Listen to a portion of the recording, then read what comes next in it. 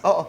Jelay, gaano kahirap yung pinagdaanan mo? Tito Boy, actually sobrang hirap. Yung annulment kaya naging pangarap ko na lang po siya dahil sa sobrang tagal, yung pinagdaanan ko, kung bakit ko siya naging pangarap kasi napakahirap, Tito Boy. Parang second life ko na to, Tito Boy. Kasi syempre, napagdaanan ko po yung depression, yung anxiety, yung wini-wish ko pag nakakita ko, Tito Boy, ganun kalala. Pag nakakita ko ng bata na babae, iniisip ko na sana hindi niya maranasan yung naranasan ko kasi sobrang hirap, baka hindi niya kayanin, Tito Boy. Alam mo yung para kang buhay ka pero namatay ka ng ilang ulit. Ganun po kahirap.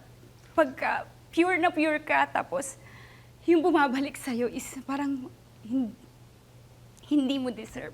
Lahat ng ito bumabalik in the process of annulment. Yan ang ibig mong sabihin. Kasi surviving that marriage, you were quoted to have said, ay napakahirap ng pinagdaanan mo. At ang ilan yan ay nabasa namin sa iyong mga posts.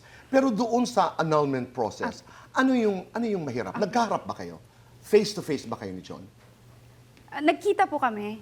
Oo, meron part bang na- palitan ng salita? How difficult was that experience? Napakahirap, Tito Boy, kasi una sa lahat, hindi ko po sure kung mag-grant yung annulment. Napakahirap po sa pag-aantay mo, syempre po yung gastos, tapos darating na yung time na manghihina ka na, hindi na yata ito mangyayari. Hindi na yata mag-grant to. Mahirap, Gaano Tito katagal Boy. yun, Tapos, Jelay? Yung proseso? all in all po, pag pinagsama-sama is 5 years po.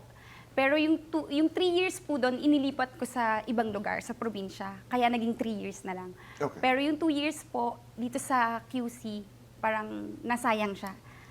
Oo. Ang dinig ko sa mga abogado, kaya mahirap ma-grant ang annulment dahil naniniwala ang Estado through our judiciary na hanggat maaari talaga panatilihin buo ang pamilya. Kaya talagang masusi na binubusisi nila ang mga kasong ganito. Sabi mo magastos. More or less, mga magkanong nagastos mo? Tito Boy, hindi ko na maalala kung magkano. Siguro Oo. may million din po. Mga siguro. millions din ito. Opo. Oo. Hindi lang mahirap sa emosyon, mahirap din sa bulsa.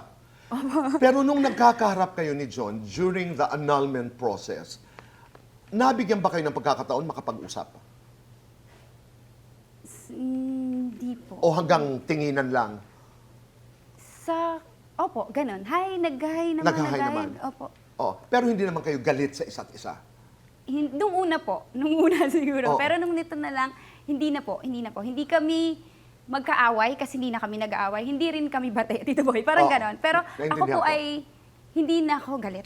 So, during the process of the annulment, pag binabalikan yung marriage niyo, saan ka pinaka nasaktan? Una sasaktan, pag binabalikan. Kasi di ba, pinag-uusapan yun kung anong naging dahilan. Saan ka bumibigay tuwing binabalikan ang ano? Tito Boy, yung moment na wala na akong, yung prayers ko, ano na lang, na, Lord, tanggalin mo yung pain. Tanggalin mo to, ayoko to. Tanggalin mo tong galit kasi hindi ako to Tito Boy, naalala ko tuloy.